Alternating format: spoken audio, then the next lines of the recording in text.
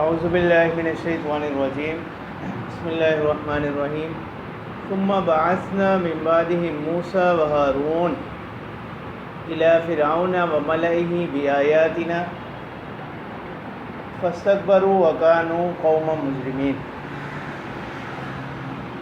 تب یہاں سے دوسرا قصہ جو ہے وہ ذکر کیا جا رہا ہے۔ پہلا قصہ جو ہے وہ حضرت نوح علیہ السلام کی قوم کا ذکر کیا گیا۔ اب دوسرا قصہ جو ہے یہ حضرت موسیٰ علیہ السلام اور فرعون کا، اور یہ قصہ جو ہے مکمل طور پر تو نہیں، اس کی بعض جزیات قرآن مجید میں مختلف مقامات پر یہ قصہ بار بار آئے گا، کیونکہ قرآن مجید جو ہے یہ کوئی تاریخ کی کتاب نہیں ہے، تو اسی وجہ سے قرآن مجید کا جو اسلوب ہے قصوں کے بیان میں وہ یہی ہے کہ جہاں پر جتنی ضرورت ہوتی ہے، جہاں پر جو حکمت مقصود ہو، اسی حکمت کے تحت جو ہے کسی بھی قصے کے اتنے اجزاء کو بیان کر دیا جاتا ہے۔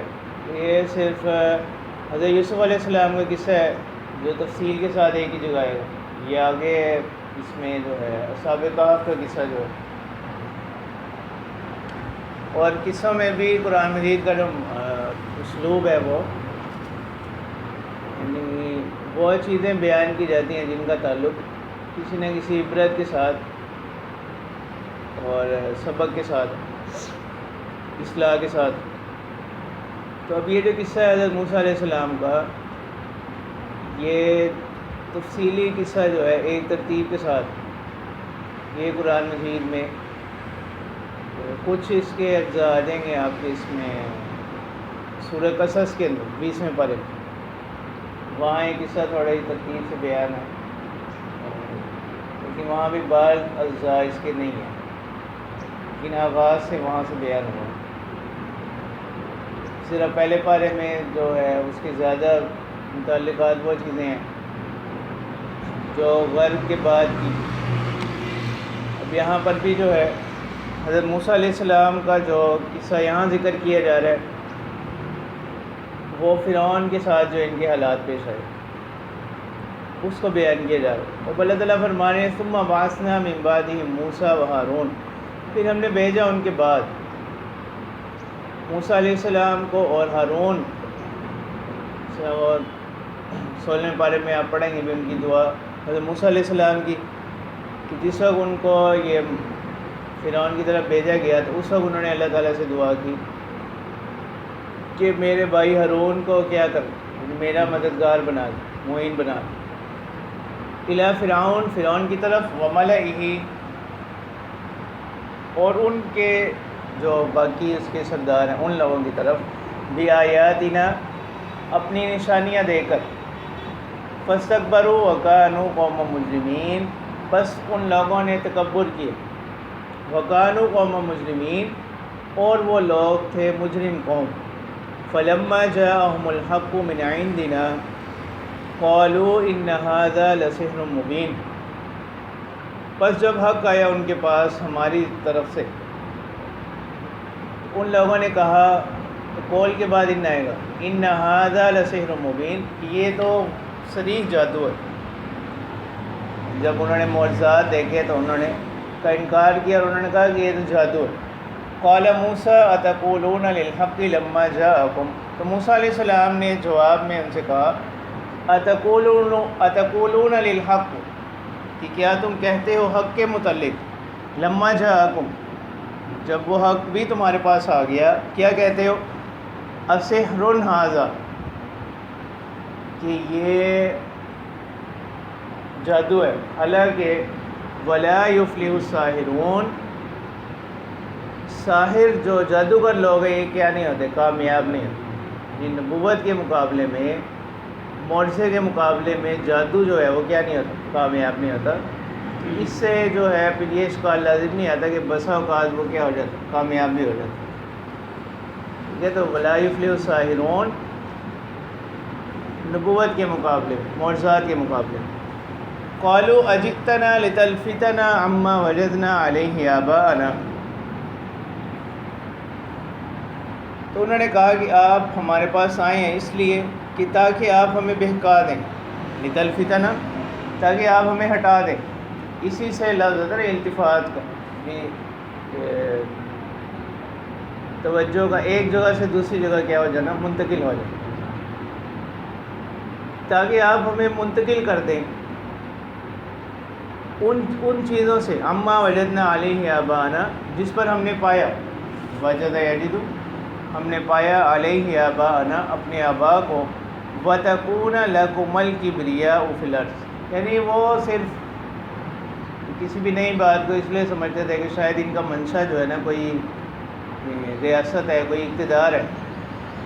تو انہوں نے کہا کہ آپ اس لیے ہمارے پاس آئے ہیں کہ ہمیں ان چیزوں سے ہٹا دیں جس پر ہم نے اپنے آبا کو پایا ہے، اور وَتَكُونَ لَكُمُ الْكِبْرِيَاءُ فِي الْأَرْضِ، اور ساری کی ساری جو سرداری بڑائی ہے وہ آپ دونوں کے لیے ہو جائے. عرض سے مصر میں، عرض سے مراد مصر، اور مصر کے اندر جو ہے ریاست اور اقتدار وہ آپ دونوں کو حاصل ہو جائے. وَمَا نَحْنُ لَكُمَا بِمُؤْمِنِينَ، تو لہٰذا ہم آپ پر کیا ہے، ایمان لانے والے نہیں ہیں. اب فرعون نے یہ اعلان کیا، وَقَالَ فِرْعَوْنُ ائْتُونِي بِكُلِّ سَاحِرٍ عَلِيمٍ، تو باقی اس کی بھی جو تفصیل ہے یہ سورۃ طٰہٰ میں آ جائے گی 16ویں پارے. فرعون نے کہا کہ میرے پاس لے کر آؤ ہر ماہر جادوگر، ائْتُونِي بِكُلِّ سَاحِرٍ عَلِيمٍ، یعنی میری سلطنت کے اندر جتنے بھی ماہر جادوگر ہیں ان کو کیا کرو، لے کر آؤ. فلما جاء السحرہ، یہ جمع ہے، پس جب آ گئے جادوگر، قال لهم موسیٰ القوا ما انتم ملقون، اب یعنی درمیانی حالات کیا پیش آئے اس کو یہاں بیان نہیں کیا جاتا. ٹھیک ہے، تو ایک دن ان کا طے ہو گیا جیسا کہ اس میں سورۃ طٰہٰ میں معلوم ہو رہے گا. اب اس دن جب ان کا سامنا ہوا تو موسیٰ علیہ السلام نے ان سے کہا القوا ما انتم ملقون، یعنی پیش کرو جو تم پیش کرنے والے ہو، جو بھی چیز تم دکھانے والے ہو اس کو دکھاؤ. فلما القوا، بس جب انہوں نے جو بھی ان کے پاس چیز تھی وہ پیش کی، تو یہ ماضی ہے، القوا امر ہے اور القوا یہ ماضی ہے. قال موسیٰ، تو موسیٰ علیہ السلام نے فرمایا ما جئتم به السحر، یعنی جس چیز کو تم لے کر آئے ہو وہ کیا ہے، جادو. ان اللہ سیبطل، تو یہ ماں جو ہے یہ موصولہ ہو، نافیہ نہیں، ان قریب اللہ تعالیٰ اس کو کیا کر دیں گے، باطل کر دیں گے، ضائع کر دیں گے. ان اللہ لا یصلح عمل المفسدین،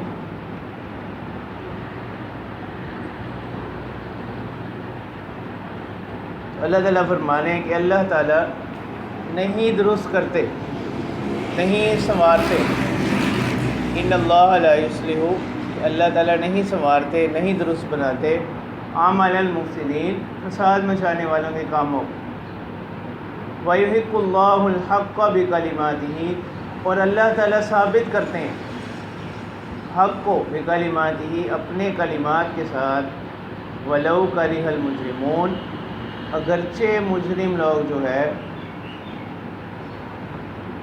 اس کو ناپسند کرتے. تو اب اللہ تعالیٰ فرمانے ہیں فما آمن لموسیٰ الا ذریۃ من قومہ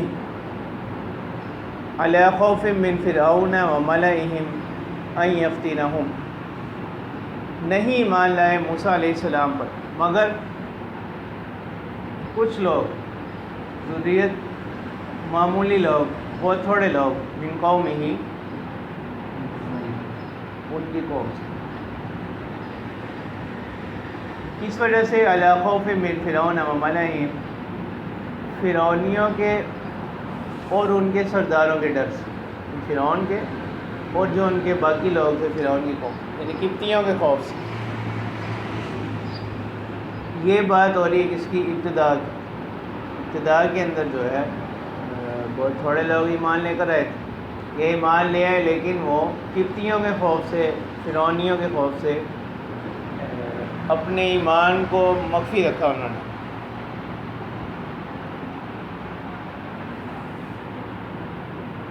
ان یفتنہم، کس وجہ سے کہ وہ ان کو نقصان نہ پہنچائیں، کسی فتنے میں مبتلا نہ کریں.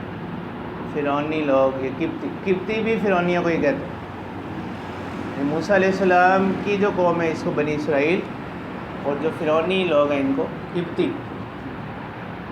وَإِنَّ فِرْعَوْنَ لَعَالٍ فِي الْأَرْضِ، تو اللہ تعالیٰ فرماتے ہیں کہ جو فرعون ہے یہ زمین میں کیا کرنے والا، سرکشی کرنے والا۔ وَإِنَّهُ لَمِنَ الْمُسْرِفِينَ، اور بے شک یہ کن لوگوں میں سے ہے، حد سے بڑھنے والا۔ اسراف یعنی کسی چیز کو اس کی حد سے بڑھا دینا۔ لَمِنَ الْمُسْرِفِينَ، تو یہ جو فرعون ہے یہ حد سے تجاوز کرنے والوں میں سے ہے، حد سے بڑھنے والوں میں سے ہے۔ وَقَالَ مُوسَىٰ يَا قَوْمِ إِن كُنتُمْ آمَنتُم بِاللَّهِ، تو موسیٰ علیہ السلام نے فرمایا کہ اے میری قوم، تو قومی کے نیچے جو میم ہے یہ حذف یا پر دلالت کر، یا قومی اے میری قوم، ان کنتم آمنتم باللہ، اگر تم اللہ پر ایمان لے آئے ہو، فعلیہ توکلوا، اسی پر بھروسہ رکھو۔ میں کل بھی بتایا تھا آپ کو کہ اعلیٰ جار مجرور جو ہے کس کا فائدہ دے رہا ہے، حصر کا۔ فعلیہ توکلوا، کہ صرف اسی پر بھروسہ رکھو، ان کنتم مسلمین، اگر تم کیا ہو، فرما برداری کرنے والے۔ اسلام کے معنی اطاعت کرنا، فرما برداری کرنا۔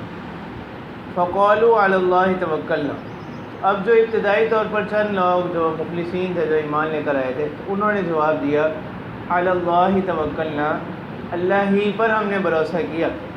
ربنا لا تجعلنا فتنۃ للقوم الظالمین، اور اے ہمارے پروردگار ہمیں مت بنائیے آزمائش، للقوم الظالمین، ظالم قوم کے لیے، یعنی کہ وہ ہمیں تکلیفیں پہنچا سکیں۔ ونجنا برحمتک من القوم الکافرین، اور ہمیں نجات عطا کیجیے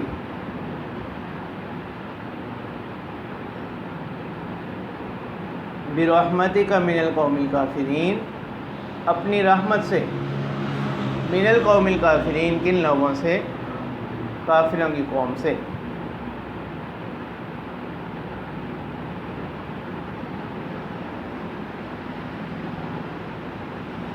وَأَوْحَيْنَا إِلَىٰ مُوسَىٰ وَأَخِيهِ أَن تَبَوَّآ لِقَوْمِكُمَا بِمِصْرَ بُيُوتًا وَاجْعَلُوا بُيُوتَكُمْ قِبْلَةً وَأَقِیمُوا الصَّلَاةَ۔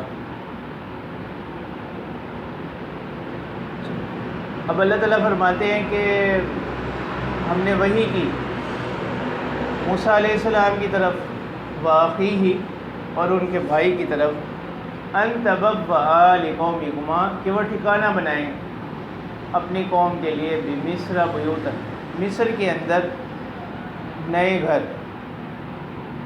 مصر کے اندر نئے گھر بنائیں۔ اور یا جو ایک تفسیر اس لیے ہے کہ نئے گھر بنائیں، اور ایک تفسیر اس لیے ہے کہ جو پرانے گھر ہیں انہی کو کیا رکھیں، برقرار رکھیں، اور اپنے گھروں سے باہر نہ نکلیں۔ بنی اسرائیل کے اندر جو ہے ان کے ہاں جو عبادت تھی وہ عبادت خانوں میں کی جاتی تھی، جو بھی ان کے عبادت خانے ہوتے اس کے اندر ہی عبادت کی جاتی تھی۔ لیکن یہ جب فرعونیوں نے ان کی مخالفت کی تو وہ ان جزوی حالات میں ہی حکم آیا کہ اب کیا کر لو، یعنی اپنے گھروں میں ہی ٹھکانہ بنائے رکھو، ایک تفسیر کے مطابق۔ اور دوسری تفسیر یہ کہ نئے گھر بنا لیں، تاکہ پرانے گھر تو جو بھی ان کے دشمن ہیں ان کو معلوم ہے، اپنے ٹھکانوں کو کیا کر لیں، شہر کے اندر ہی اپنے ٹھکانے تبدیل کر لیں۔ یہ دونوں تفسیریں اس کی۔ اور وَجْعَلُوا بُيُوتَكُمْ قِبْلَةً، اور بنائے اپنے گھروں کو جائے نماز، وَجْعَلُوا بُيُوتَكُمْ قِبْلَةً، اور بنائے اپنے گھروں کو جائے نماز۔ یعنی اب استثنائی حالات میں یہ حکم دیا گیا کہ گھر کے اندر کیا کر سکتے ہیں، اب عبادت کر سکتے ہیں۔ اور پھر بعض ایک تفسیر اس لیے بھی ہے کہ اپنے گھروں کو قبلہ رخ بنائیں، گھروں کے اندر عبادت کریں اور اپنے گھروں کو قبلہ رخ بنائیں۔ اور اس کے معنی بھی بعض مفسرین نے یہ کیا ہے کہ اللہ تعالیٰ نے فرمایا کہ وَجْعَلُوا بُيُوتَكُمْ قِبْلَةً، کہ اپنے گھروں کے اندر، اپنے گھروں کو جو ہے یعنی وہاں پر نماز کی ایک مخصوص جگہ بنائیں۔ اس کو ہمارے عرف میں اس کو مصلی بولتے ہیں، ایک تو مسجد ہوتی ہے نا، ایک مصلی ہوتا ہے کہ کچھ علیحدہ جگہ جو ہے وہ نماز کے لیے مختص کر دی جاتی ہے، کیونکہ اس سے بھی پھر یہ جو امت محمدیہ ہے علیہ الصلاۃ والسلام، اس کی خصوصیت کیا رہے گی؟ باقی رہے گی. کہ جیسے مشہور حدیث مبارکہ ہے کہ آپ صلی اللہ علیہ وسلم نے فرمایا کہ بات چیزیں مجھے فضیلت بخشی گئی باقی امتوں سے، اس میں ایک چیز یہی ہے کہ تمام روئے زمین کو اس امت کے لیے کیا بنا دیے گئے؟ مسجد بنا دی، یعنی یہ کہیں بھی کیا کر سکتے ہیں، نماز پڑھ سکتے ہیں. ورنہ پہلی امتوں میں یہ اجازت نہیں تھی اس بات. وَأَقِیمُوا الصَّلَاةَ، اور نمازوں کو قائم رکھیں. ٹھیک ہے، جیسے قرآن مجید کی اور آیات میں بھی آتا ہے کہ اللہ تعالیٰ فرماتے ہیں یا ایھا الذین آمنوا استعینوا بالصبر والصلاۃ. ٹھیک ہے کہ مشکل وقت میں صبر اور نماز کے ذریعے سے کیا کرو؟ مدد حاصل کرو. تو اللہ تعالیٰ فرماتے ہیں وَبَشِّرِ الْمُؤْمِنِينَ، اور آپ کیا کیجئے؟ خوشخبری دے دیں مومنین، ایمان والوں کو.